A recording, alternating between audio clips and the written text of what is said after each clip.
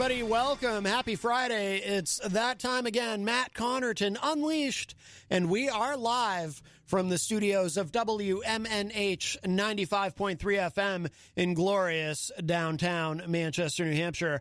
Also on Comcast 97 in Manchester, streaming at WMNHradio.org. And we already have a call. I think I might know who this is. Hi, welcome to Matt Connarton Unleashed. Who's on the line? This is the artist currently known as Grant Lampton. Grant Lampton, I thought it might be you. How are you, my friend? I'm happier than a kid with two Peters. How are you guys? Wow. Good. Sorry, it's an old Southern adage. Not the answer I was expecting, but that's fine. I wonder if our friend Peter White from the morning show is listening. But anyway. So what's... Oh, no, don't take it out of context. Oh, good. Yes. All right, so... One Peter is enough in that case. Yeah, there you go. What's going on, my friend? I am running right across the street from your studios tonight at one of your dear sponsors, yes. At the Hop Knot at 1000 Elm Street, and I'm doing some live acoustic music there starting at 7 p.m., finishing up towards 9 p.m. As your commercial says on your station, they've got craft beer, wine, cocktails, and some really nice food. I ate a Big Mac pizza there yesterday. Ooh. And Trudy in the kitchen is just killing it. So if you can put up with me singing in your ear, come on over for some beer and some nibbles. Absolutely. And that is, what time do you start? 7? 7 p.m., yeah. Very good. Now you're there, you're not there every Friday, right? But you're there more Fridays than not. Is that correct? Yeah, well, Kenny has been kind enough to give me pretty much a full residency there. Oh, excellent. We had some stuff going on about 3 weeks ago, and then my wife and I ran off to Florida a week later, and then he needed a week hiatus between it. So I'm back full-time there. I'm there pretty much every Friday until they tell me otherwise. So, that's awesome. Yeah, I'm there every Friday as far as everybody's listening is concerned. Oh, wonderful. That is good to hear. All right. Outstanding. Yeah. Are you going to be, do you have any appearances on Granite State of Mind coming up in the near future? Not coming up. I was on, I believe, just last weekend with Granite State of Mind and Rob Azevedo. Yeah. I have been booked for one of he's got a basketball show coming up in June, which a bunch of artists of all genres are playing. And he's booked me for that. I think he's got me a slot at one of his rec shows coming up in August, I want to say. But I'm kind of just on the fly with him. He and I are dear friends, and we talk on the phone, and sometimes he'll just say, hey, he his show is Friday night, and I play on Friday nights, so it's not always convenient, but we like to see each other. Right. Yeah, we should remind people that you were on Rob's show. We do archive all the shows, of course, at WMNHradio.org. So for people who want to go back and check that out, we encourage that. Does anyone ever play with you at the Hop Knot, or is it always just a solo show with Grant Lampton? Yeah, it's interesting that you ask. It's 99% of the time it is just me. But since you asked, this next Friday, the 14th of May, I have a very, very, very, very, I'm not sure another very special guest. An old protege guitar friend of mine is coming in to sit in with me. I've yet to announce it kind of on social media and whatnot. But to answer your question, yeah, it's always just me. Although Kenny, the owner of the joint, will get up and play the spoons sometimes. I think I just threw up on Facebook a picture of him. It's kind of a lark that he'll pop up behind the bar and grab a set of spoons, and off he goes. And I don't have rhythm section, so I'm happy to have him. Wow. And we just learned something about Kenny. I had no idea he was a spoon man. Yeah, I didn't either, and, it was unsolicited, but that's okay, he has a sense of the rhythm, obviously, and certainly the crowd appreciated watching him more than they appreciate my skinny white butt. So it was a lark, and we all had a good laugh about it. But he's got a sense of rhythm, so what's to laugh at? Oh, by the way, so when we get off the phone, I'm going to before I go into the next segment, I'm going to play something I found of yours on the YouTube, and it was on Granite State of Mind. But the version of the show that Rob does at another station. But I found this recording on the YouTube of you performing live in studio Satellite I think was the song, right? I've got it here. By Fish? It's Anything But Me. Yes, sir. Oh, Anything But Me. That's what it is. You found it. Rob was kind enough to say weeks ago that, like, hey, what was that song that you played? And, of course, without knowing the name, I'm like, I have no bloody idea what the song was. Give me the name of the song. But I am just a satellite high above the atmosphere. Yes. That is Anything But Me by the band Fish, indeed. Got it. Yeah. I actually have that. I'm going to play that after we get off the phone before we continue with the show, because it's really good, my friend. It's really, really good. Thank you very much. Yeah, I appreciate that, man. I watched it and I was blown away. Well, all right. Well, anything else you want us to know about? You got any other tour dates coming up or anything? Or obviously you're focused on the Hop Knot tonight, but anything else we should be aware of? I'm trying to get myself into some festivals. Nothing firm coming up. As a solo artist. And again, I've got an announcement coming up, and perhaps I'll plug in with you here next Friday once I'm confirmed.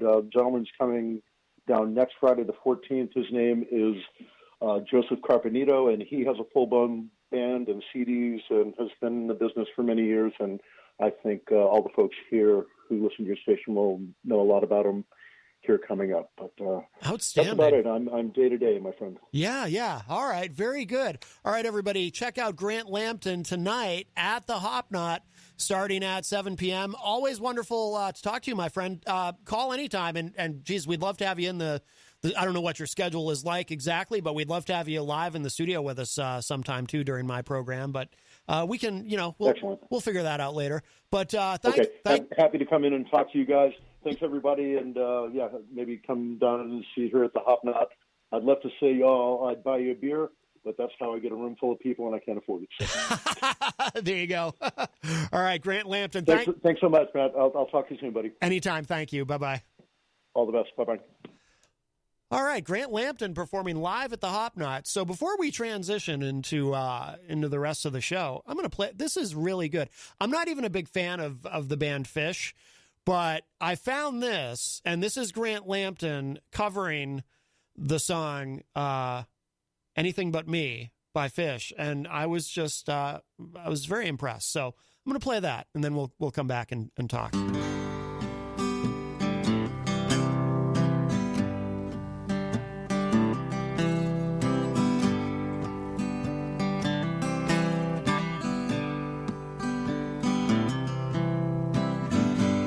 I am just a satellite high above the atmosphere, bouncing everything you say to someone who's meant to hear. Sometimes on a rainy day, I lie in bed and dream of you. So blame it on a satellite when your message can't get through.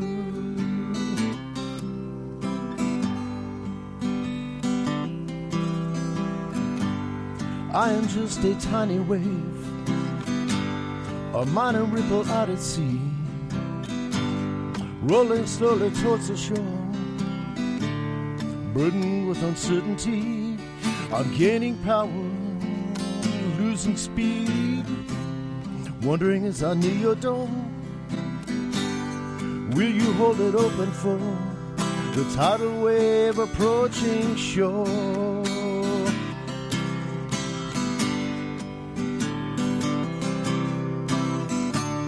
You've become an island in the hazy world, surrounded me, offering a vast reward each time I safely cross the sea. All too often I become lost in the fog and haze, clinging still against my will to promises of clearer days.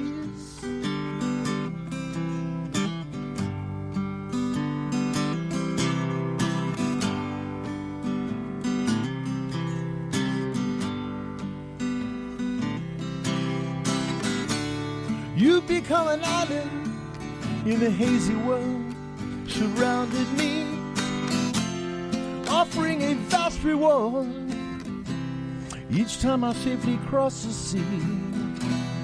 All too often I become lost in the fog and haze, clinging still against my will to promises of clearer days.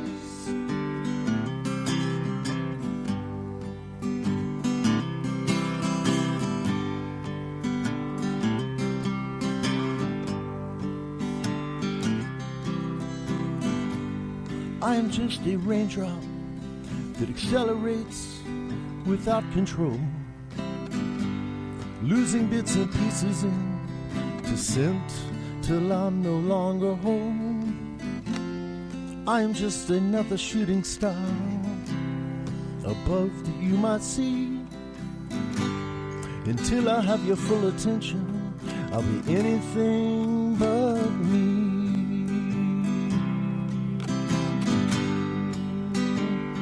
Anything but me.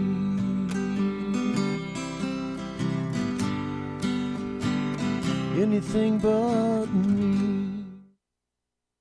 There you go. That is so good. That is Grant Lampton performing Anything But Me Fish cover live on Granite State of Mind, which, by the way, is tonight at 6 p.m. immediately following this program right here on WMNH 95.3 FM. What an exciting day we have planned because, yes, we have this program, which we're having right now, and then Granite State of Mind at 6, and then Retro Spectrum Radio tonight at 7:30 with Paulie C. and myself, and I have the honor and privilege of being Paul's co-host on that program, along with Dan Randlett. And we have a very special guest tonight who we'll talk about in just a moment. But so it's a full night of great programming here at WMNH 95.3.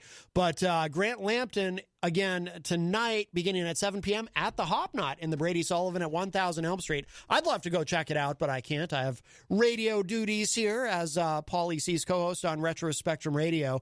Plus, how can I pass up an opportunity to hang out with our good friend Easy G? Yes, Easy G Eric Gagnon will be in the house. I believe the young people say that. They say in the house. He'll be our first official guest ever on Retro Spectrum Radio, at least since the show's been here at WMNH. And some of you might think, you might say, well, wait a minute, what about DJ Steve? Stephen Light, he's been on the show, but he wasn't technically here as a guest. He was a fill-in guest co-host because he's only been here on a few occasions where Dan Randlett was not able to be here. But so he's more than a guest, DJ Steve. But he's a fill-in host. But Easy G, Eric Gagnon, will be our first in-studio guest live tonight. And I have to tell you, I am quivering with excitement and anticipation. And tonight, and for those of you watching online, I will be able to show this to you because I'll put the camera on the couch for a moment. On that very couch where Easy G may or may not be sitting, or maybe he'll choose to sit by the giant cardboard Peter Whitehead. But that is the package of compression socks that Jenny has very generously donated to Easy G Eric Gagnon. And tonight, that package of compression socks will become his. So that package awaits him here on the couch, ready for him to put them on and decompress, I guess. Anyway, so there you go. So what an exciting evening planned. Excitement here at the station, excitement across the street at the Hopknot. And by the way, they do have delicious gourmet pretzels. They have craft beer. They have wine. And it's Friday, so they have Grant Lampton. And it sounds like Grant's going to be playing there quite a bit in the future. Residency Friday nights, which is wonderful. Let's see. Thursday nights, they have trivia night, which is very successful. Bill Cini doing the trivia there now. Sundays, they have brunch. They have some things planned for next month for Juneteenth, which we'll have more details on as that gets closer. So a lot going on there, and we're very honored and privileged to have them as a sponsor, the Hopknot. Great food, great service, and a truly wonderful family that owns and operates it. And thank you all so much for continuing to support our sponsor and support all the local businesses in the area, but especially the ones that sponsor us, of course. Let's see. Oh, by the way, too, if you're looking for that recording that I played for you of Grant, if you go on YouTube, it's actually, if you type in Grant Lampton on Granite State of Mind, that's how you can find it. For some reason, when the station posted it on there, it doesn't include the name of the song in the title, but it's Grant Lampton on Granite State of Mind, and it'll come right up for you. Let's see. Let me give the numbers, 603-250-6007 if you would like to call in, 603-250-6007. You can also text us at 617-917-4476. Tweet me at Matt Connarton, or send an email to matt@mattconnerton.com. And, of course, you can always opine and interact in the Facebook live chat, and we'll say hello to everyone in there in a moment. But the best thing to do so that we can hear and enjoy your dulcet tones is to give us a call at 603-250-6007 on this Friday, May 7, 2021. What's special about today? I don't know if there's anything special about today. I mean, yesterday was National Nurses Day. The day before that was Cinco de Mayo. What was May 4th? May 4th was something special. Oh, it's slipping my mind now. Oh, May 4th was May the 4th be with you. It was Star Wars Day. So anyway, let's see. Let's say hello to everybody in the Facebook live chat. We do have some issues to discuss, and I've got a couple of emails too. Speaking of email from our friend Mike Doyle that I do want to get to. Let's see. Rocky Huber joins us in the chat. Rocky says, hey, everybody. Hello, Rocky. Christian Lacoste joins us in the chat room. Christian was here yesterday, by the way, on the program. Christian says, it's no pants day. I know someone who wouldn't wear pants and wouldn't and likes to cheat on his wife. Oh, my goodness. Oh, my head. Who could that be referring to? Anyway. It's a great day, Christian says. Mike Pelopita joins us in the chat room. Mike, of course, from another one of our wonderful sponsors here on WMNH, Queen City Cabinetry in the historic Sunbeam Mall, and they are big supporters of all the shows here and of the station. So hello, Mike. Let's see, Brian Mackey, all the way from Idaho, and of course, host of the No More Excuses podcast, along with our friend Tony D from Philly. And those of you watching online and on cable can see I've got my No More Excuses hat on. And this Sunday morning, 11 a.m., No More Excuses will be live. And you can have a look at the No More Excuses Facebook page, of course, for information on that. It'll be, I believe, streaming live to YouTube and on IPM Nation and so forth. So they're taking that live. So Sunday is a big day. So congratulations to those guys. Grant Lampton is in the Facebook live chat as well. Let's see. Just want to make sure we get everybody in here. Melanie La Liberty says, just got my second shot. I'm expecting not to be able to do any cooking or folding of laundry for at least a week. Damn side effects. Wow. Well, I'll tell you what. I did read that was one of the side effects. One of the most common side effects of the vaccine is it does become difficult to cook and do laundry. Let's see. Abigail Gem is in the chat room. Abigail says, hi, folks. Happy Friday. End of the first full week teaching in person in over a year. Wow, that's got to be weird. Thoughts. I love my students. I'm much happier and better equipped as an in-person teacher, but man, am I tired. TGIF. Yeah, it's probably, I'm sure it's strange after the last year to be back in the classroom, but I would imagine it's also quite a relief. I can't even imagine. I mean, my heart goes out to all the teachers who had to adjust to the online learning using Zoom and whatnot. Obviously, I'm sure some teachers had an easier time with it than others. Some teachers, of course, more already, technologically prepared for that kind of thing, I'm sure had an easier time, but I'm sure there's some teachers who just felt like they were in over their heads. We have a call. Hi, welcome to Matt Connarton Unleashed. Who's this? Hi, Matt. Good morning. Good afternoon. It's Ron. Hey, Ron. How are you? I'm okay. I had my second shot today, and good. Since you mentioned it, my arm's killing me. The muscle, from the actual jab. Yeah. It's sore, and as far as tires and all that, Yeah, I'm tired, but it's because I pigged out like crazy. I overate, and now I'm stuffed. That happens to me if I eat too much. What did you eat? I hadn't eaten all day, and then when I finally did, I went to McDonald's, which I never do, and I started picking away at the McDonald's. I was like, oh. So. Well, all right. Well, I'm glad you got your second shot. That's good. Yeah, got to do it, you know. I wish everybody else would, and just, you know, it's not a matter if you want to. It's like you should.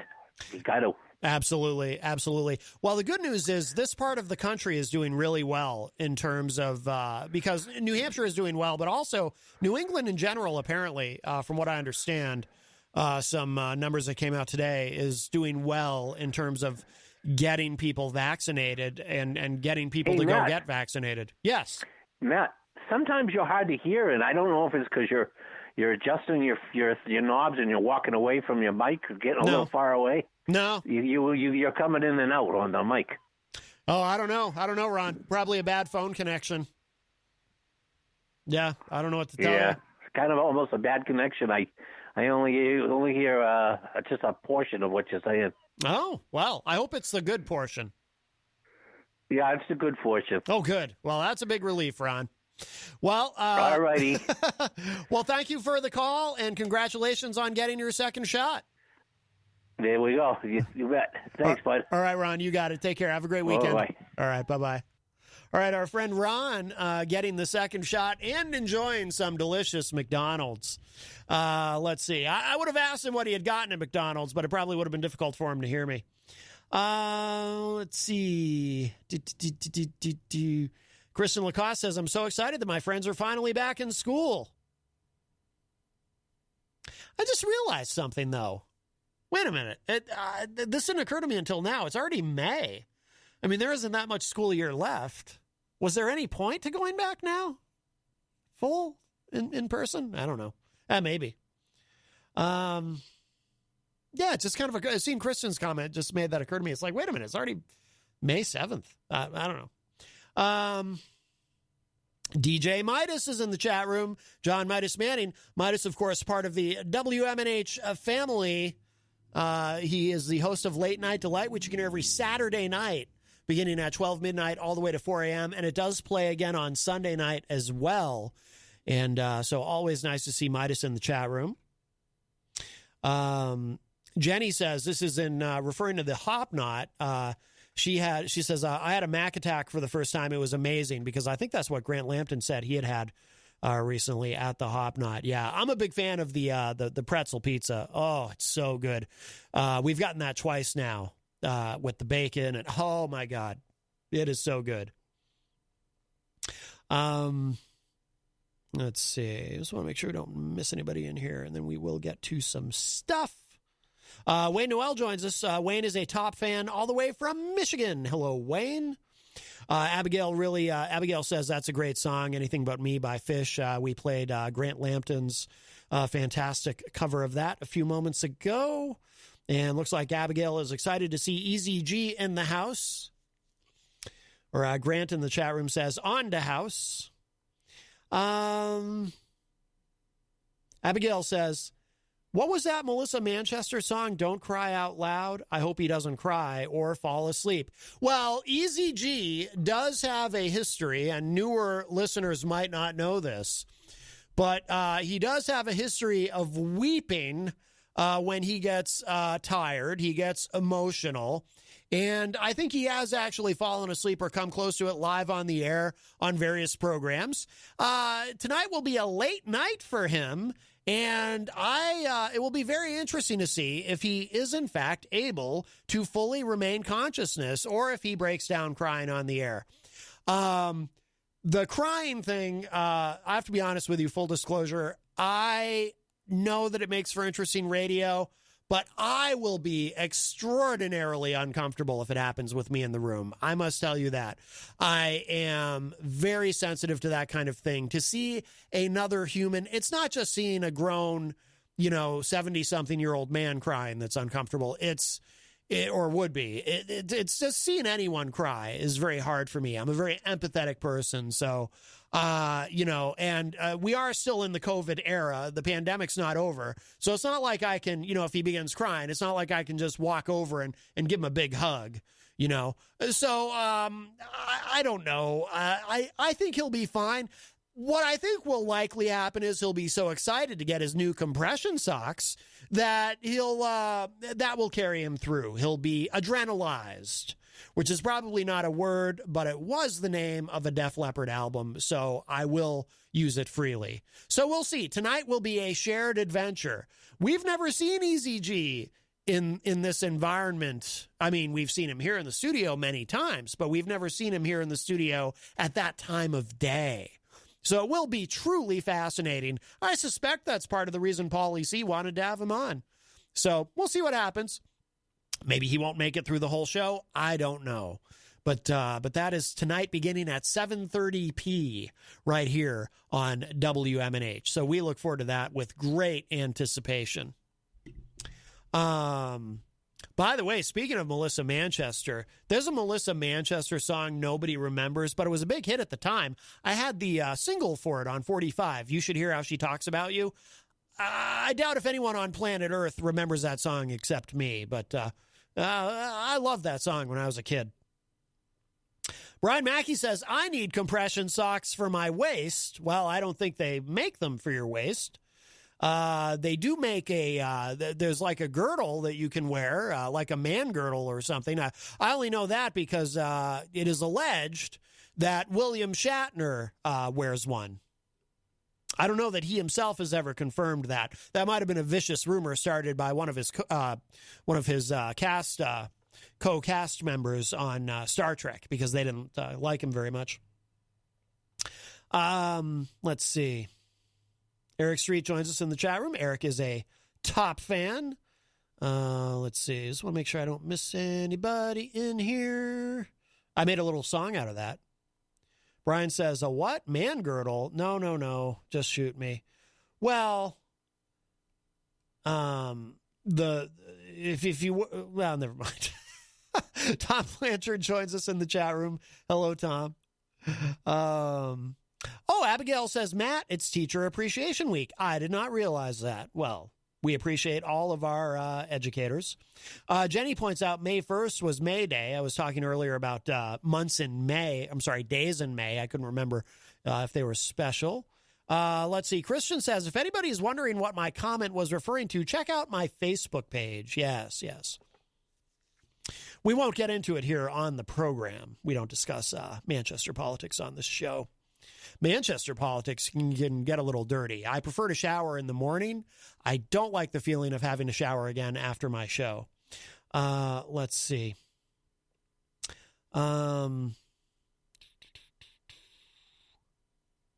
Abigail says, I was definitely not technologically prepared, but I'm a relatively quick learner. That's good. Oh, Brian dropped a link in the chat room for the No More Excuses Facebook page. Yeah, everybody, give that a like. Give the page a like. That way you'll keep updated on it.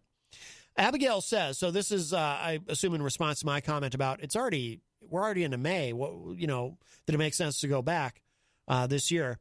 She says, 7 weeks left, 28 school days. I'm not sure students needed another change in their schedule this year, but I'm excited and trying to make the best of it. Tom Blanchard says, I posted on Facebook that I was getting the second shot yesterday, and so this guy at work approached me and tells me it's useless, and why are you going to put that stuff in my body? Well, Tom, I'd be curious to know what you responded. I know what I probably would have said, but I... Yeah, I mean, vaccine hesitancy, it's a problem. But it seems to be lower in the Northeast than in other parts of the country. But the Northeast, we're a little better educated than a lot of other parts of the country. Not to sound elitist, but, I would imagine there's going to be naturally a lower level of vaccine hesitancy in a place in the Northeast, a place like the Northeast, than, say, the Deep South, if you know what I mean.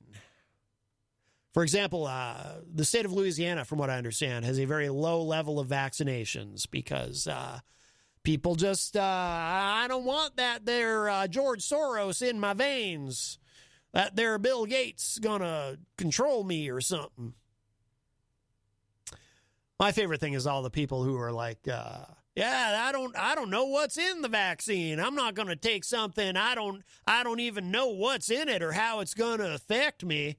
Now I'm gonna go to the store and get a big bag of Doritos to eat.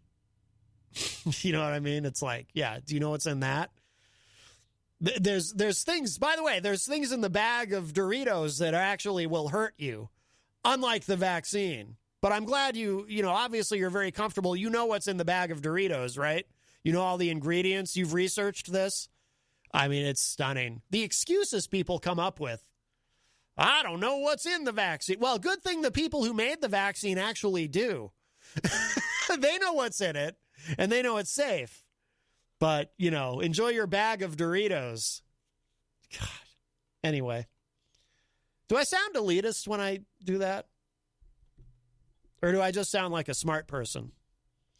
Yeah, Abigail says, what's the over-under on easy falling asleep? Well, I'm not a gambling man myself. Scott Robinson joins us in the chat room. Scott says, what's the over-under on how long it takes to sleep?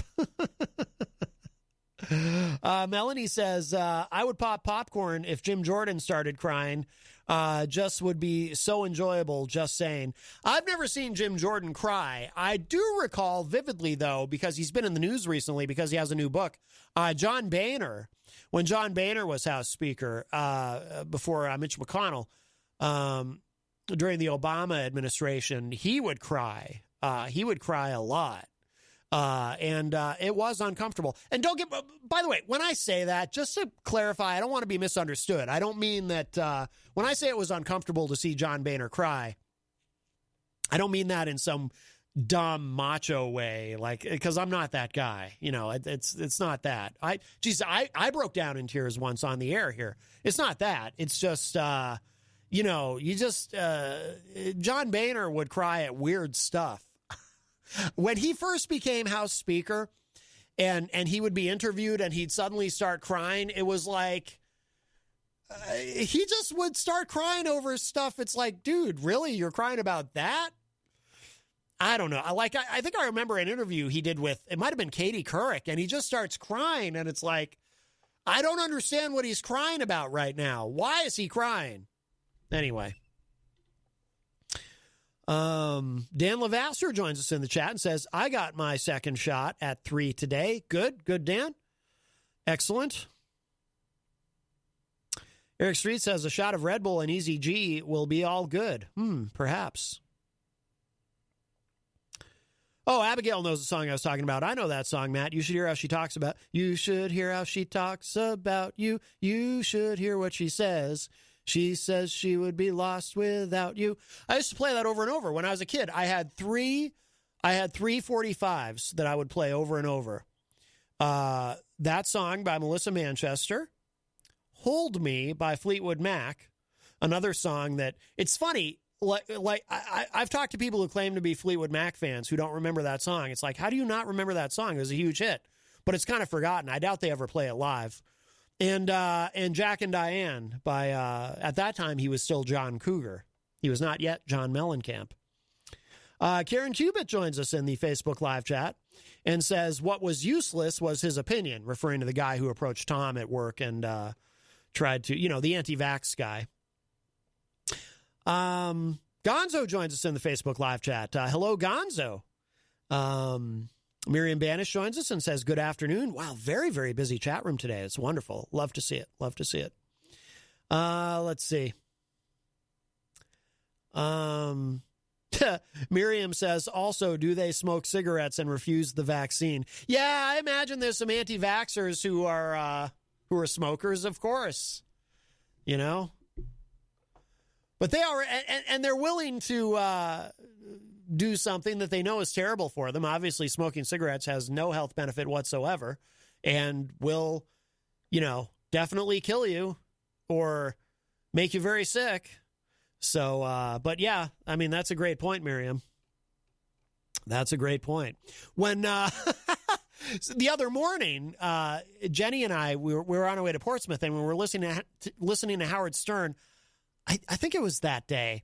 Howard was talking to, he has someone who works for him on the show named Wolfie, and they got Wolfie's mother on the phone, and Howard was trying to convince Wolfie's mom to get vaccinated. And what ultimately sort of convinced her was, he explained to her that, look, your supreme leader, Donald Trump, he would want you to get the vaccine. He got vaccinated. He would want you to get the vaccine. So if it's important to him, it should be important to you. And that actually swayed her, because how, the MAGA people are. That's, sometimes you got to push them a little bit, but kind of remind them, look, Daddy wants you to do this. But at one point during the conversation, because they talked for a long time, and Howard was, I got to say, he was so patient with her, far more patient than I'm capable of being. And I consider myself a very patient person, but my God, I mean, Howard, but it was good radio too. So I understand why Howard was able to do it and able to pull it off. But at one point, somehow it came up that she sees where they're making the appointments for the vaccines. I forget what part of the country. Oh, Pennsylvania. She lives in Pennsylvania. And she goes to the store where there's a pharmacy, and she sees the table set up where they're doing the vaccinations, where you make an appointment and they do the vaccine right there in the Walgreens or CVS or whatever it was. And she happened to mention that she walks by that on her way to go get her Claritin, because she takes Claritin for her allergies, because they live in a place where there's a lot of pollen. I can relate to that. My allergies get really bad when there's a lot of pollen in the air. And so Howard said to her, he saw an opening there too, and I think this might have helped. He said to her, well, so you take the Claritin. Why do you take the Claritin? And she said, well, it helps me with my allergies. And Howard said, okay, so I assume you've done all this research on exactly what's in the Claritin to make sure that it's safe? And she's like, well, no, I just trust it. And Howard's like, yeah, okay, so why would you trust that, and yet you think you need to do some sort of research on this vaccine that you haven't done yet? So I thought that was interesting. But ultimately he talked her into getting the vaccine. Dan Lavasser says there were many maskless people at Rite Aid. Yeah. Scott says, Matt, do you consider yourself an empath? Yeah, I do. And I hate it. It's kind of a curse. I mean, well, I suppose it's helpful in some ways. It is helpful in some ways, especially professionally as a hypnotherapist, but it can also be kind of awful. I think my empathy contributes to my being an introvert somewhat, because it's hard for me to walk into a room where if I feel negative energy, it's hard for me to tolerate it. It's very exhausting. I think the two things are connected, the being an introvert and being empathic. I don't want to get too into that right now, but the answer is yes. Let's see. Well, we'll get into some stuff. Wow, it's already 4:45, but give us a call, 603-250-6007, 603-250-6007. Brian points out empathy also contributes to depression. Yeah, I think there's a connection there too. I do struggle with depression. Been okay lately, but boy, I'll tell you what, a couple of weeks ago, it was a Sunday, I had a really bad day with anxiety and depression. That's, but I try to manage it. I use, a lot of meditation and self-hypnosis to try to manage those things, and it does help. It definitely helps. But, I have a rough day once in a while. Give us a call, 603-250-6007. Mike Doyle had sent us, he's sent me a couple of emails during the week, and one of these, he sent me a clip. Now, if this was from Fox or Newsmax or OAN or one of those, I wouldn't even play it. But this is from Face the Nation on CBS. So let me just kind of set this up, and then I'm going to play the clip. It's relatively short, and then I want to respond to it. But Mike, of course, he's MAGA, and he insists that the only reason the Biden administration has been successful with the vaccine rollout is because Trump already had everything in place and ready to go, and the Biden administration is just carrying out Trump's plan. Now, there's this it says, the name of the clip is former Warp Speed chief advisor says 90% of what's happening now is the plan we had under Trump. Now, this directly contradicts what a lot of other people have said. And you can find someone to go on television and say whatever you need them to say. I assume this guy is I assume he's a Trump supporter. So, of course, he's going to say this, but let's with an open mind. I did not, by the way, have a chance. I just got this in my email from Mike. I did not have a chance to pre-listen to this.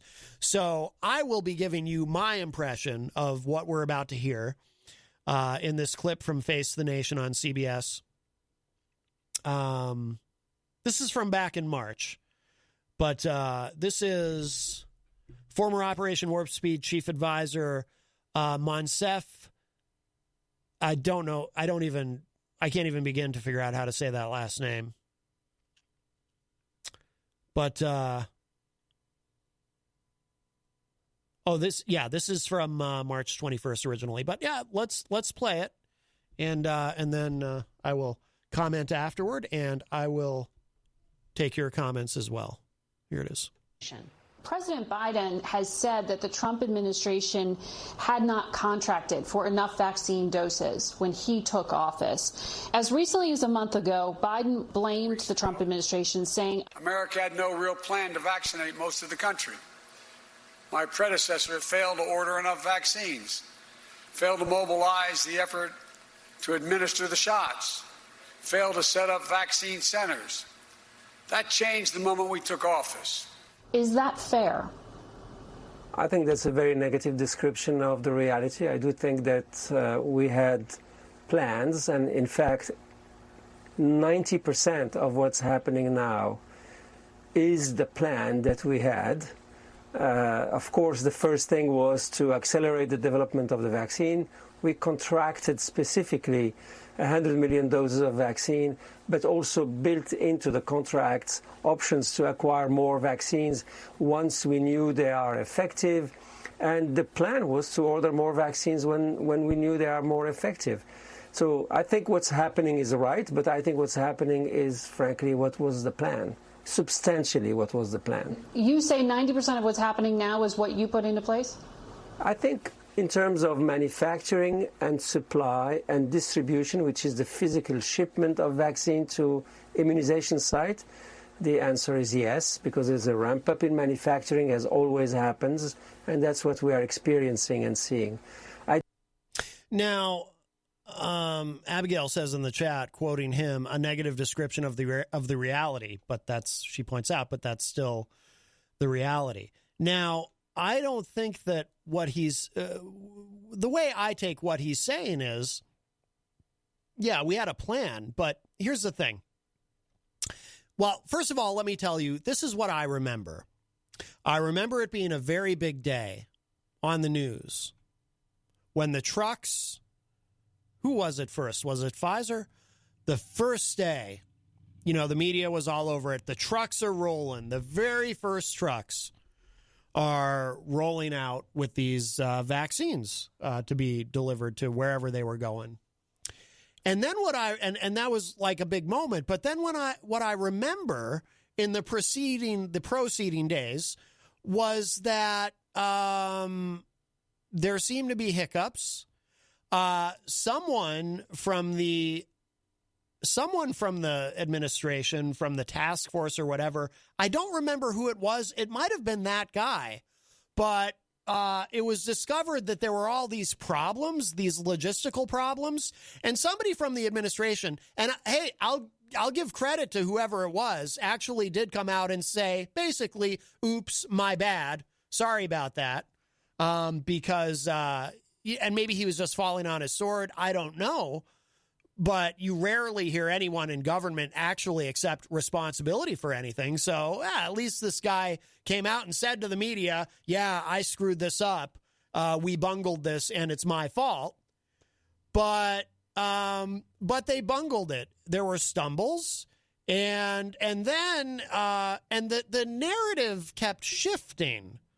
See, you know, you can be the biggest MAGA guy you want to be, but in politics, look, politics is marketing. Politics is marketing. You're marketing ideas. You're marketing yourself as a leader, quote unquote. You know, politics is all about marketing, and marketing is all about messaging. And they couldn't get their message straight. You know, depending on who from the administration was going on the Sunday morning talk shows, at a particular point, you know, someone might say, well, no, we've got the plan in place and it's going great. And someone else might say, I mean, the narrative at one point became, hey, look, we were successful with Operation Warp Speed. And by the way, I give Trump credit for Operation Warp Speed. No problem saying it. Okay. But the narrative at one point became we were successful with Operation Warp Speed. We made sure that these vaccines were manufactured. Now it's up to, you know, the state's got to figure it out. Walgreens has to figure it out. You know, we sent them some, you know, whatever. In other words, they said, look, here, this is all set. And then we walked away from it. Here's the thing. You can plan whatever you want. You can make a great plan. Maybe the Trump administration did, in fact, make a great plan. Maybe they had a phenomenal plan. Maybe they had a plan so good that the plan that the Biden administration is using is basically that plan. Maybe they tweaked it or maybe they rewrote it. Let's assume that for a moment. Let's assume that the Trump administration had an amazing plan to get this done. Here's the thing. You can have the best plan in the world, but if you don't execute the plan properly, that's got to be a part of the plan, is the execution. So if you blow the execution, the plan is worthless. I remember saying something similar about how, remember when, I'll give you another example of this. You can have a great idea, but if you don't execute it correctly, what's the point? Remember when Trump said, we're getting out of Syria?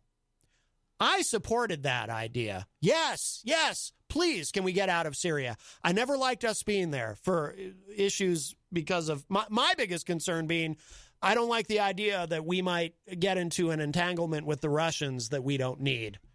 You know, and I remember Hillary Clinton talking about, when she was running for president, talking about a no-fly zone, all this crazy stuff.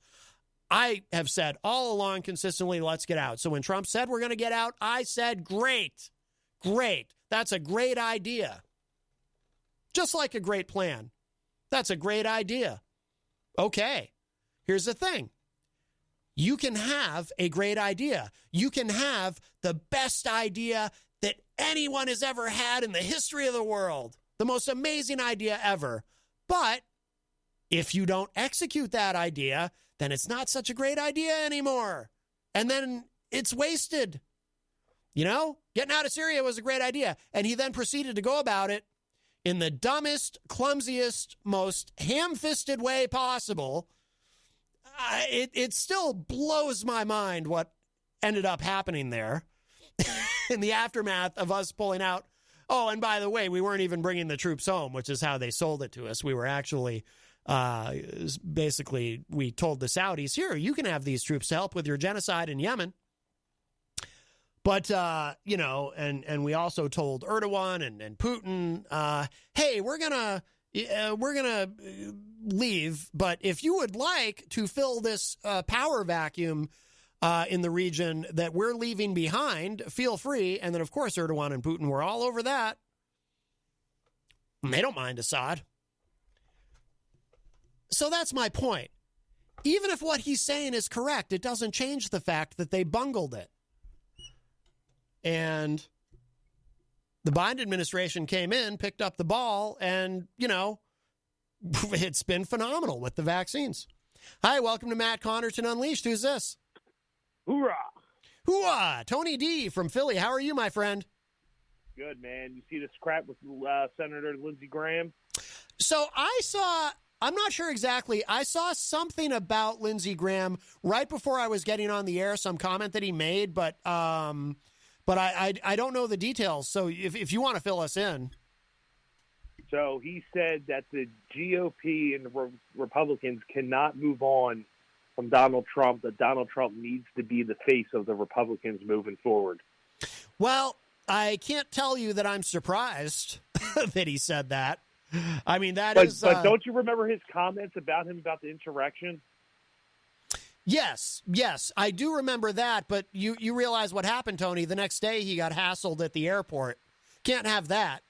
So now so he had to get right back on the Trump train immediately. Even went to visit Trump and had his photograph taken with him and everything. Or was that Kevin McCarthy? Yeah. Oh, that was both of them actually on separate occasions. That's right. He went. He immediately got back on the Trump train and went golfing with him. So he's unbelievable. He's a coward. They're all cowards. Well, not all. Liz Cheney, who is very conservative, and her and I probably agree. Her and I probably agree on very little, but she is not back down an inch on Trump, and I commend her for that. She's about to get thrown out of her seat. Yep. She's going to lose. Well, she's going to lose her place in leadership. She is. She's not going anywhere, but she won't be in leadership anymore. They're going to replace her with Elise Stefanik, who used to be somewhat of a critic of Trump. But she's now turned into a total sycophant. So, it's unbelievable. It is. The news that came out today with everything, like Marilyn Manson stuff, and then him and there's more Marilyn Manson stuff. Yeah, him and his wife planned for. They knew the accusations were coming months in advance. Really? So they planned for paying out these people prior to it going public. Wow. So, but it's too late now. Yeah. No, his career is completely over. Yeah. Yeah. And Mudvayne's coming back together. Oh, I like Mudvayne. Mm-hmm. They're coming back together with a big tour this summer. Oh, good. So that's all I was calling for. I didn't know if you knew about the Lindsey Graham thing. No, I'm gonna look during the break though. But it doesn't. Interesting stuff. It doesn't surprise me. I mean, it's a cult of personality. It really is. It's all about Trump. Never seen anything like it in my lifetime. Ronald Reagan, the patron saint of conservatism, would be envious of the loyalty and the fealty these people have for their messiah, Donald Trump. Never seen anything like it. It's completely crazy. It's a cult. It is absolutely a cult. Completely crazy. And, they upheld him from Facebook, so, you know how that goes. Oh, he's still banned from Facebook, yes.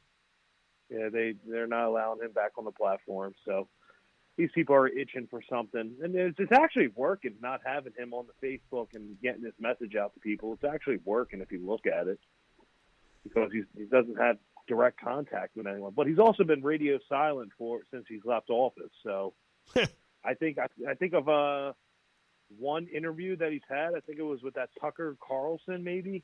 I think Hannity as well. I think he's done a few. He's done a few media friendly interviews, I think, but nothing on camera though. Yeah, he did one. He did one that was on camera. Was it? I think it was Hannity. Yeah. Yeah, I think so. I'm not positive. What's up with the Giuliani stuff? Is there any more with that? That's going to be really interesting to see going forward what happens, because Giuliani. Well, first of all, it's just fascinating to see. I mean, he was revered as a United States attorney. He took on the mob. So he was already revered by some, even before he was mayor of New York. And then, of course, he was mayor of New York during 9/11, and that really catapulted him, in terms of the national, being a national figure, America's mayor, they called him. But the dynamic now that is so interesting is apparently Giuliani's lawyers have approached some of Trump's people and said, hey, Rudy really needs Trump to pay some legal bills because Rudy is in a lot of trouble financially because he's got his own legal bills to pay.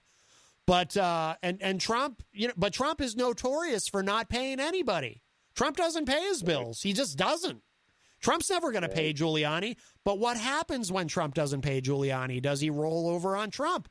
He actually once said in an interview on television that somebody asked him if he was worried about Trump ever turning on him. And he made some comment about, well, he would never turn on me anyway. I know where the bodies are buried or something like that, or I have too much dirt. And it wasn't clear at the time. Was he just kidding? Was he trolling? Was he serious? Was that a reminder to Trump indirectly because he knows Trump watches that show?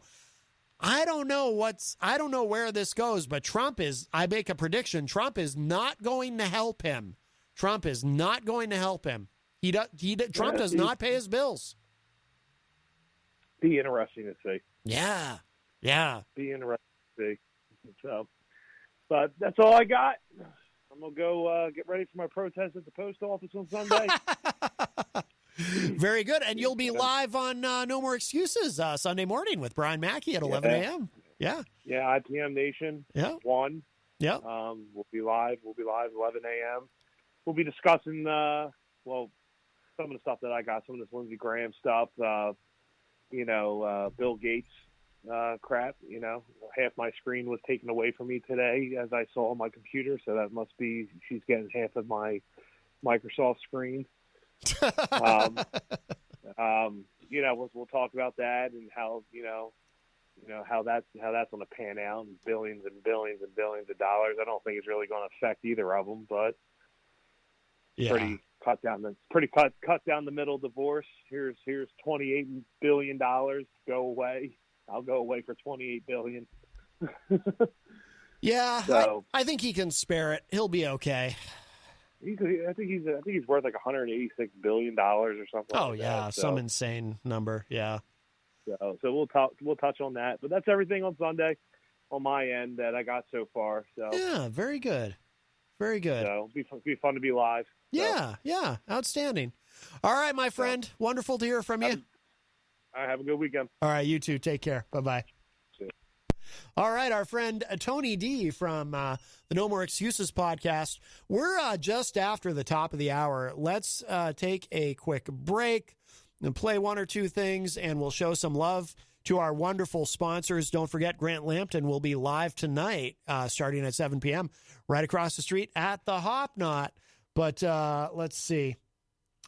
Yeah, we'll play. I know what I want to play, and then we'll come back and we'll chat some more. More Matt Connarton Unleashed coming up, hour number 2 in just a few minutes.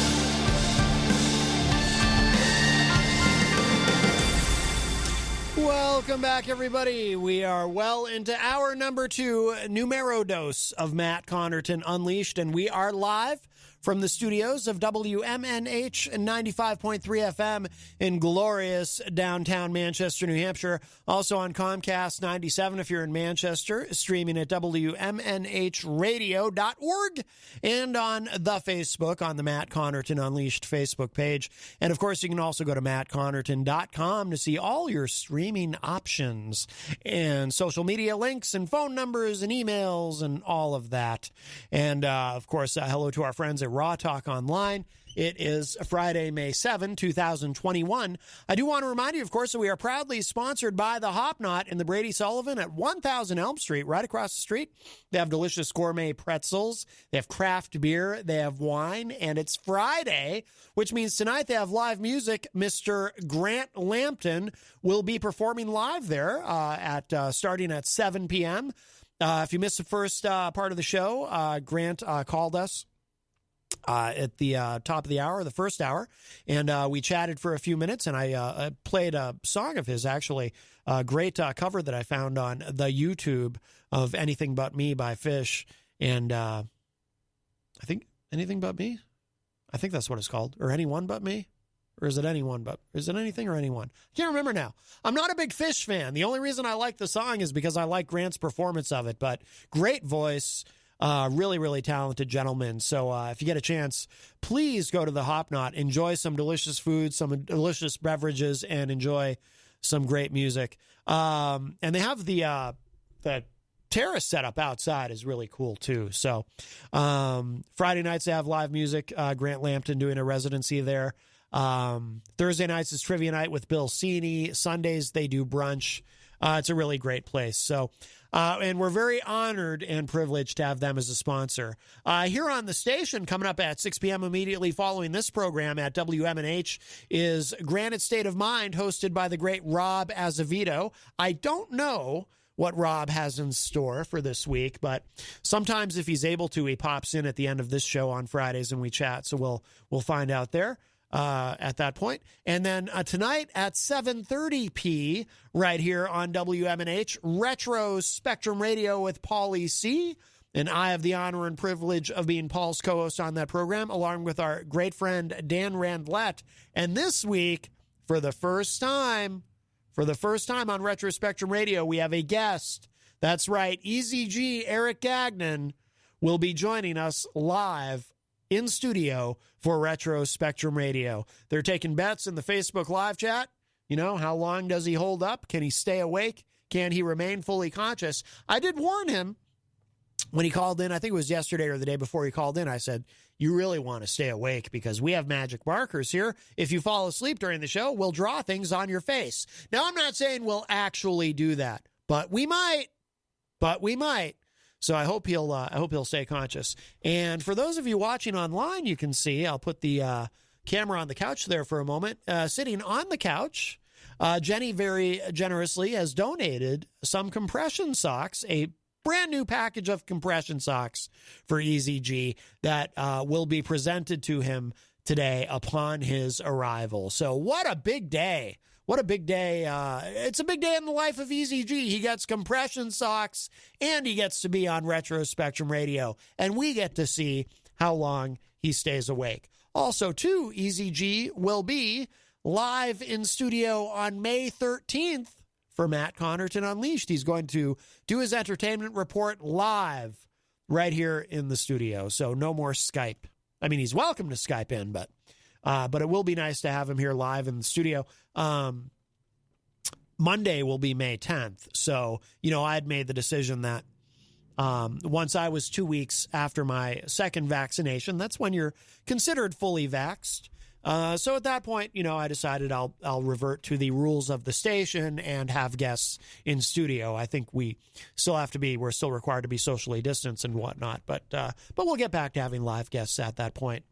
If you'd like to join us, and don't wait until the last minute, Fridays we do wrap up a little bit early here for this part of the show and play some tunes for the transition because it is still the COVID era. I need to clean up and make sure that things are nice and sanitized for Granite State of Mind. So don't wait. Call soon. 603-250-6007, 603-250-6007. You can also text me at 617-917-4476. Tweet me at Matt Connarton or send an email to matt@mattconnerton.com.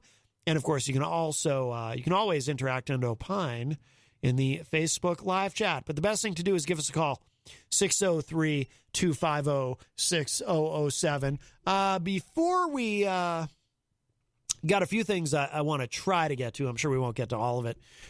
There's always so much going on. But this is from thehill.com. I wanted to take a closer look at what our friend Tony D from the No More Excuses podcast, what he was talking about when he called in earlier, Lindsey Graham's comments. Lindsey Graham says, GOP can't move forward without President Trump. It says here, Senator Lindsey Graham, Republican of South Carolina, yesterday, apparently this was yesterday that he said this. He said that the Republican Party can't move forward without Trump. Graham made the remarks in an interview with Sean Hannity on Fox News. The comment comes as Republicans seek to remove their third-ranking House member, Representative Liz Cheney, Republican of Wyoming, from her leadership post amid her continuing criticisms of the former president. Graham said, let me see if I can I haven't done it in a while. Let me see if I can do my Lindsey Graham impression. And I'm terrible at impressions. So if you're new to the show, please keep your expectations very, very low. Here we go. I would just say to my Republican colleagues, can we move forward without President Trump? The answer is no. I've always liked Liz Cheney, but she's made a determination that the Republican Party can't grow with President Trump. I've determined we can't grow without him. Graham added that the GOP is making inroads with minorities due to Trump's economic populism and America First agenda. If you don't get that, you're making the biggest mistake in the history of the Republican Party. I do declare. I added the I do declare. The comments come as the GOP grapples with Trump's role in the party going forward. Graham, a longtime ally of Trump, previously told Axios that Trump could either make the GOP bigger and stronger or that he could destroy it. Graham said at the time, he could make it bigger, he could make it stronger, he could make it more diverse, and he could also destroy it. I do declare. I added that again. I miss doing my, you know what I miss? I miss doing my impression of Jeff Sessions. Don't get me wrong. I'm glad we don't have to. I'm glad there's no reason to do an impression of Jeff Sessions anymore, but I really miss it. Trump's grip on the party is being demonstrated by House Republicans' second attempt to remove Cheney from her leadership post, which seems more likely to succeed the second time around. Oh, definitely. They're going to put Elise Stefanik in there. The fix is in. Cheney has come under fire from fellow Republicans in recent months for her criticisms of Trump, which included her vote to impeach him for inciting the January 6th riots at the U.S. Capitol. Her likely successor as chair of the House Republican Conference, Representative Elise Stefanik, is a staunch Trump supporter. She's from New York. In an op-ed for the Washington Post on Wednesday, Cheney said the party should move away from the, quote, Trump cult of personality. Yeah, that's exactly what it is, a cult of personality. It's like when Senator Ben Sasse of Nebraska, when the state party, the Republican state party in Nebraska, was moving to censure Ben Sasse and show their disapproval of his disapproval of Trump. And he made that video where he said, I love the way he worded it. You know, he was talking about, our party should be about, certain conservative values and positions and however he said it. But the part this part I remember verbatim when he said, it can't be about the weird worship of one dude. It can't be about the weird worship of one dude. And it was so perfectly put. He didn't use the word cult, but that's clearly what he meant, because it is worship. It is the weird worship of one dude. That's exactly what it is. And it is bizarre. And we've never seen anything on this scale in our lifetimes. The guy lost the presidential election. He's 74 years old? One would expect him to just go away. When George H.W. Bush lost to Bill Clinton in 92, the Republican Party didn't say, well, we need to rally around George H.W. Bush. He's the future of the Republican Party. No, of course not. It was time to move on from him. Or when Jimmy Carter lost the presidency in 1980, Democrats didn't say, oh, well, Jimmy Carter, he's the future of the Democratic Party.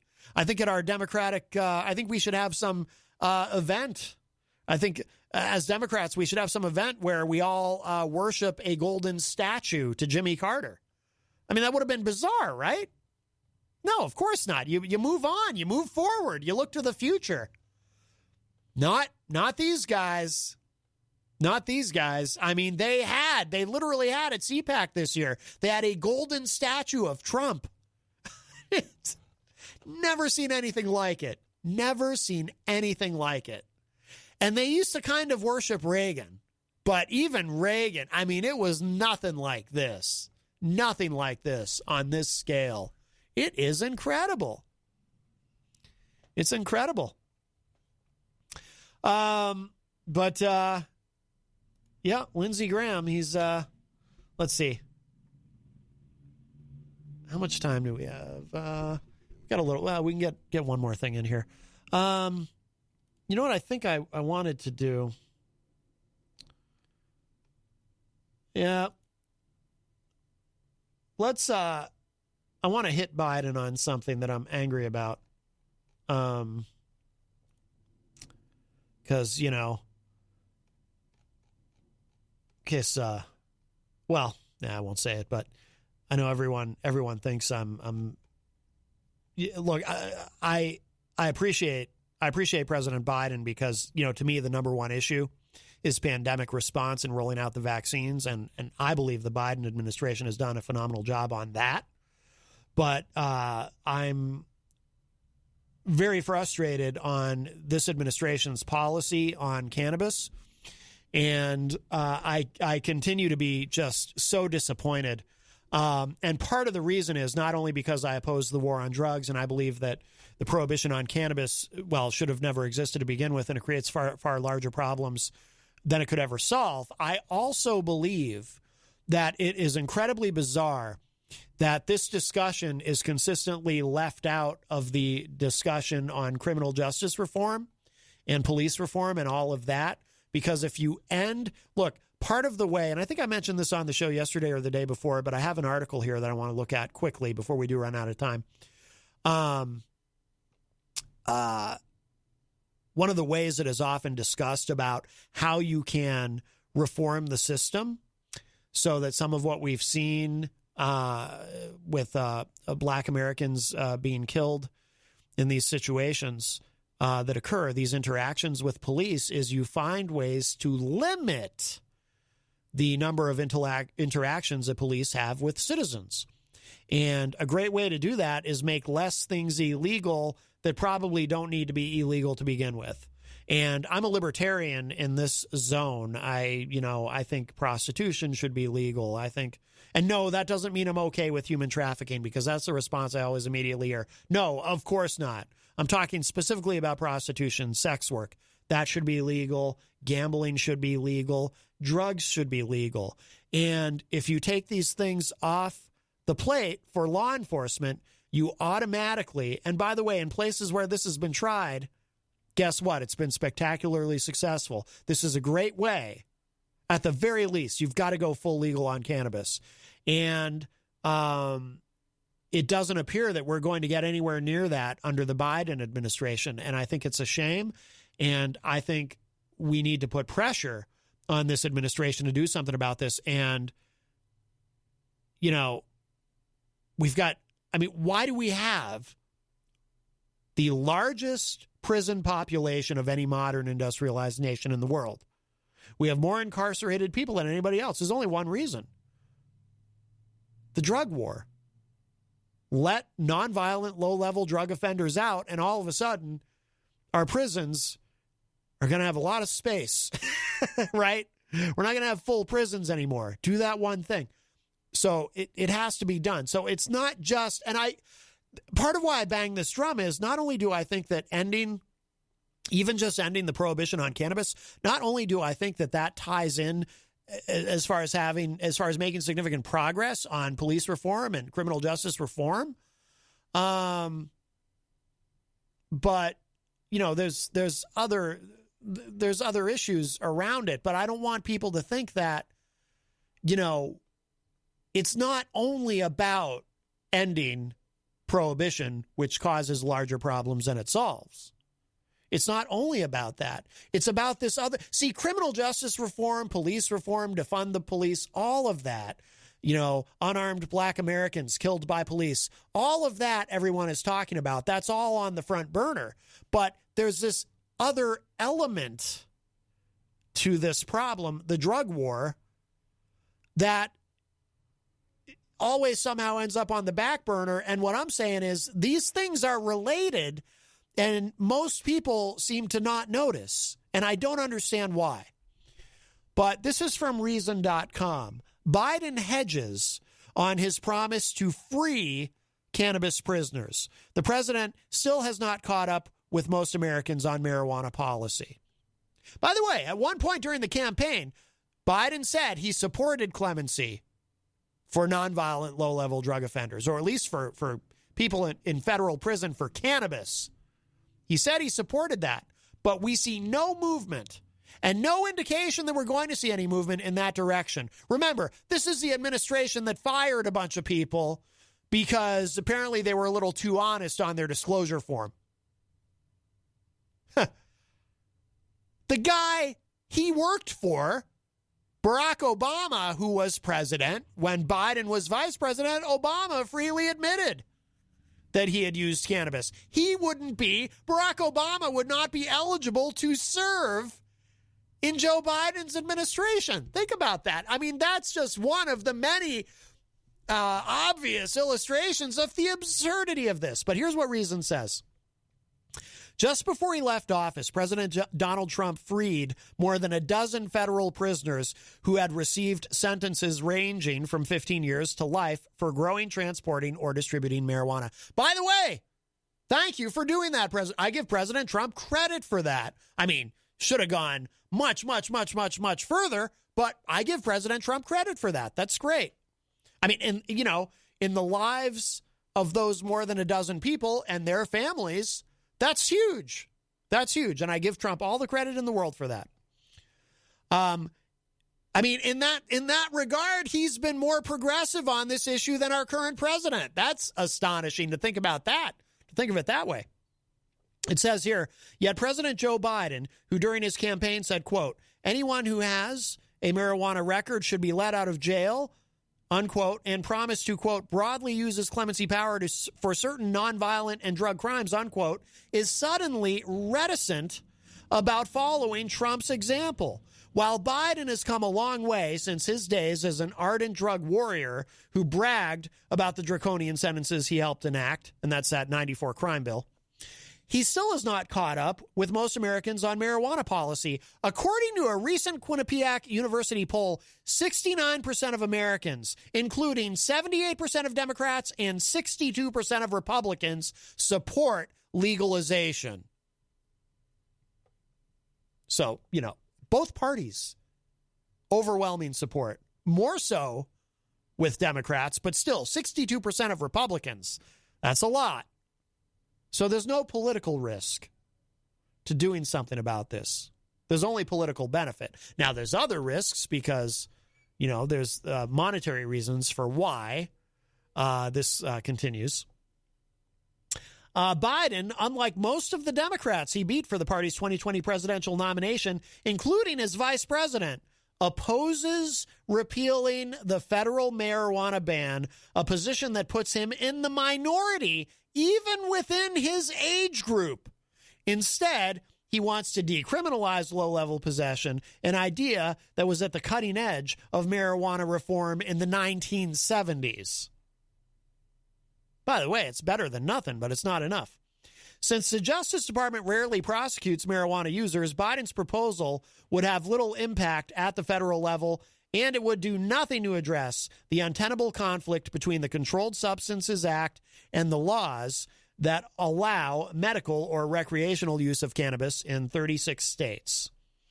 House Judiciary Committee Chairman Gerald Nadler, Democrat of New York, plans to reintroduce a legalization bill that was approved by the House in December, but was never considered by the Senate.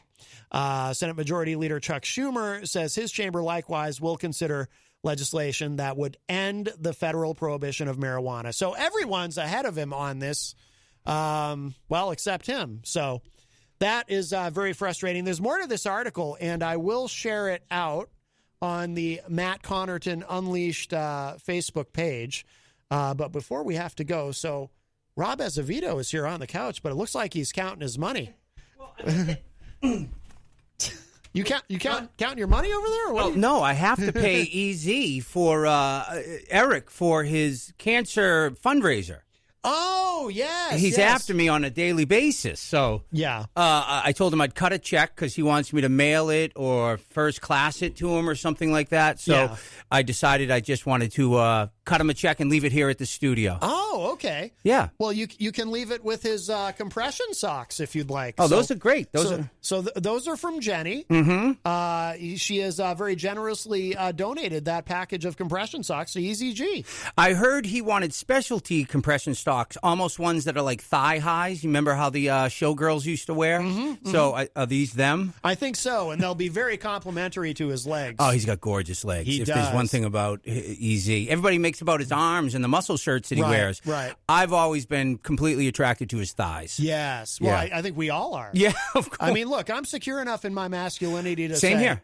When I see his thighs, I feel a little something. Yes. You know what I mean? Yeah, a little flutter. I won't be next to him on the couch. No. Certainly. I'll be at the news desk. But who do you have tonight? Is this your guest? This is my brother Mike right here. Oh, this is your brother Mike. Yep. Hey, have a seat on the couch. Yeah, have a seat on the couch. I'll bring the mic up. This is my brother Mike. He is also he's in the same venue as we are. He does a podcast called Media. One more time. Making Media Now. Making Media Now. Does a lot of interviews. It's very popular. Oh, really? Yeah, he works for a place called Filmmakers Collaborative, so he does a lot of interviewing just like you, filmmakers, etc. Oh, very nice. Very nice. Now, where do we find that? Any place you can get podcasts. Excellent. Spotify, iTunes, you name it. Google Podcast. And you've been doing it for how long now? I just posted episode number 26. Yeah, you're cranking them out. What is it? Once a week? Once a week, pretty much, yeah. Excellent. Yep. And Matt is the political czar around the station here. Great show. Thank you. Yeah, That's awesome. Great show. And tonight on Granite State of Mind at 6 o'clock, we have The Takeover is back, and we have a band called Monkey Knife Fight. Do you know them, Matt? Monkey Knife Fight. Pretty cool name. That is a cool name. I don't think I know them. I'd probably remember if I had heard of them. Yeah. So they're in the studio tonight. I think they're a 3-piece band. They're going to play stripped down, and they're going to play live until 6:30. And at 6:30, they have their own playlist, and they're going to take over the dials. Very nice. Right. And so that's going on. And I don't know, anything new going on this week here? Well, tonight, Retro Spectrum Radio is very special because EZG will be our first ever guest on that program. Yes. Nice. Yes. And so it's going to be you, Paulie, the other dude, and is he sitting in for somebody? No. He's just coming actually here. Yeah. Well, now that everyone's pretty much vaxxed, we're going to have our, Paul was hesitant about having a fourth person, but yeah, we're going to go ahead. It's good. We're ready. We're all vaccinated. So, and if you're ready, then everything's ready because you've been very careful. Yes. Yep. Yes. And I like that. Absolutely. So that's the deal. Is Christian's fight still happening? Oh, Christian Lacoste, his fight. We don't know. Okay. We don't know because the guy he's supposed to fight is from Canada. Yeah. And, I think the border is still closed. Oh, is it? I don't know. I think so. Yeah. I think so. Yeah. I got popped at the border one time, but that's another story. I know. Yeah, I know. on my honeymoon.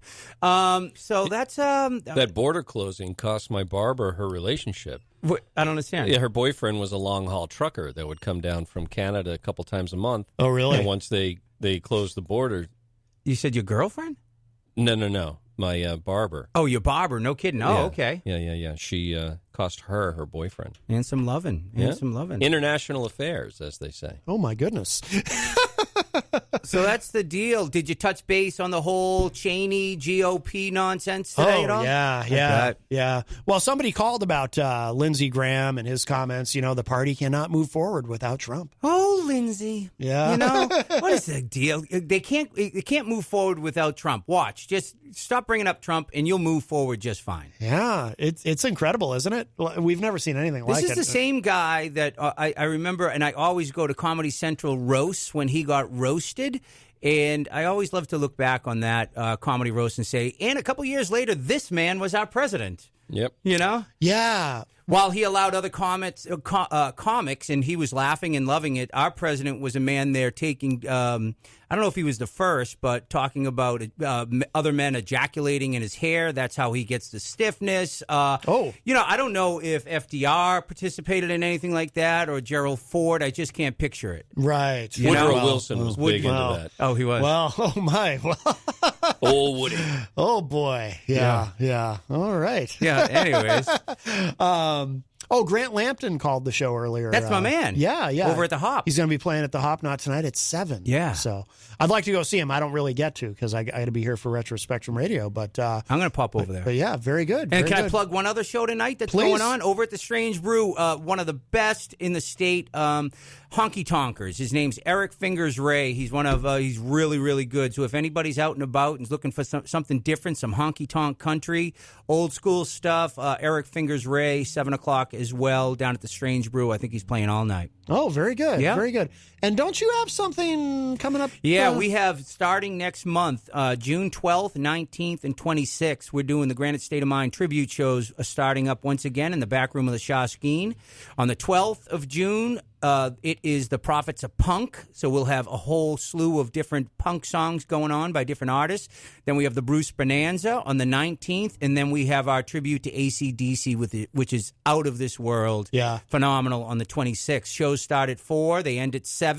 Dinner time crowd, you're going to love it, and they're free shows, so come on down. Oh, that's cool. And it must be nice to be able to start doing this stuff again. I can't wait. After a year of, And then on the next month, on July 17th, we have the Queen City Downtown Jam at the brand new Pine Street Courts. We're going to be doing an all-day men's basketball tournament. Oh, right. Art in the park, music in the park, food trucks, the whole deal. And that's what we got going on so far, brother. Outstanding. What about that Janice Ian tribute you were talking about putting together? Who's Janice Ian? I learned the truth at 17. No, Anne Murray. Anne Murray. Oh, I keep forgetting. But I'm having a hard time tracking down players. I was going to say, are you kidding? I can't tell if you're kidding. I'm kidding. Okay. I'm such a good liar, you can't tell. Well, you never know. True. I mean, I remember my stepmother, I think, had a cassette of the best of Anne Murray when I was a kid. Oh, we had a lot of that ourselves. Really? Yeah. In the house growing up. Yeah. Oh, all right. Thank you so much for having us. Yes, you're very welcome, and nice to meet you. Excellent to meet you. Are you going to be on the show with Rob, or are you just hanging out? He just told me to come, and if there's a microphone in front of my face, I'll just jabber. Yeah, there you go. He's good at that. Awesome. All right, guys, thank you so much, and we're going to wrap up. So thank all of you, everyone who listened, and if you missed any part of today's show, it'll be up in just a little bit at WMNHradio.org. And stick around here at WMNH Granite State of Mind coming up at 6 p.m. And then I'll be back at 7:30 p. with Paulie C. for Retro Spectrum Radio, and our friend Dan Randlett and Easy G will be here as well. And that is, you know what? I think I'll close with this. I'm going to play this again. I played it at early in the show, but I'll close with it as well. This great Grant Lampton track that I found on YouTube. This is from your old the other version of your show, Rob. Okay, cool. That I found on YouTube. Yeah. So we'll close with this, and then I will talk at y'all a little bit later. Bye, everybody.